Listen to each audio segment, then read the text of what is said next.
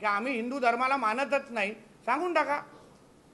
हे जिहादी मानसिकतेचे लोक आहेत, ज्यांना हिंदू धर्माचा द्वेष आहे आणि म्हणून हे सगळे मटण पाट्या होत आहेत। लावा ना नावापुढे दुसरी धर्माची नावं लावून टाका, सांगा आमचा धर्मांतर झालेला आहे, हिंदू धर्माची आमचा काय संबंध, सांगून टाका आणि मोकळे व्हा ना। नाही बघा, एक लक्षात घ्या, वाळू आमचे आदरणीय मुख्यमंत्री देवेंद्र फडणवीस साहेब यांनी सभागृहाच्या पटलावर अतिशय स्पष्ट महायुतीच्या सरकारची भूमिका मांडलेली आहे की आमच्या सरकारच्या माध्यमातून वाळू माफिया आणि वाळू चोरी असो, अनधिकृत वाळू उत्खनन असो, याला कुठेही आम्ही गय करणार नाही। भ्रष्टाचार मुक्त प्रशासन कसं असतं हे दाखवण्याचं, कृतीतून दाखवण्याचं काम आणि शब्द महाराष्ट्राच्या जनतेला आमच्या देवेंद्र फडणवीस साहेबांनी दिलेले आहेत। कडक सेक्शन लावून हात कापले पाहिजे वाळू चोऱ्यांचे, वाळू माफियांचे।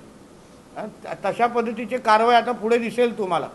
परत वाळू चोरी करताना 10 वेळा आपल्या कुटुंबाची आठवण येईल, एवढं काम आमचं प्रशासन करेल। तर पण सिंधुदुर्गच्या भविष्याबरोबर कोणी खेळता कामा नाही। ज्या गोष्टी माझ्या वडिलांनी कधी त्यांच्या कारकिर्दीमध्ये व्हायला दिले नाहीत ते मी माझ्या कारकिर्दीमध्ये व्हायला देणार नाही।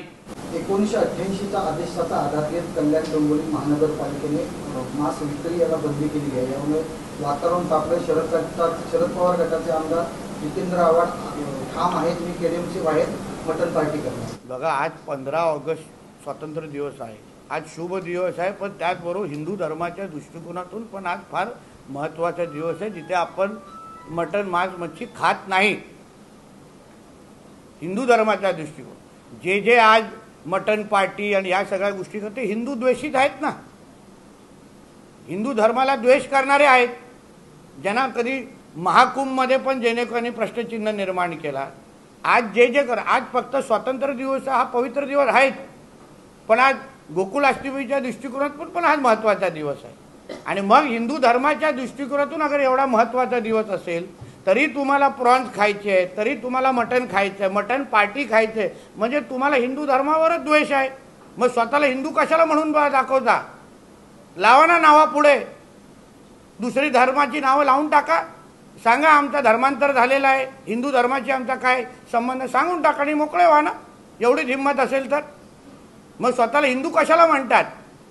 बोला आम्ही शेख अब्दुल खान असं म्हणून टाका स्वतःला आणि संपून टाका विषय की आम्ही हिंदू धर्माला मानतच नाही, सांगून टाका। हे जिहादी मानसिकतेचे लोक आहेत, ज्यांना हिंदू धर्माचा द्वेष आहे आणि म्हणून हे सगळे मटण पाट्या होत आहेत। सोशल मीडियाच्या भाऊ गर्दीत विश्वासार्हतेने चकाकणारे नाव म्हणजे लेट्सअप मराठी। सगळ्यांना, सगळ्या नागरिकांना ती स्पीच, ती लेट्सअप वरील मुलाखती म्हणजे विचारांचा खजिना। त्यानंतरच्या निवडणुकीमध्ये मला सोडून गेले।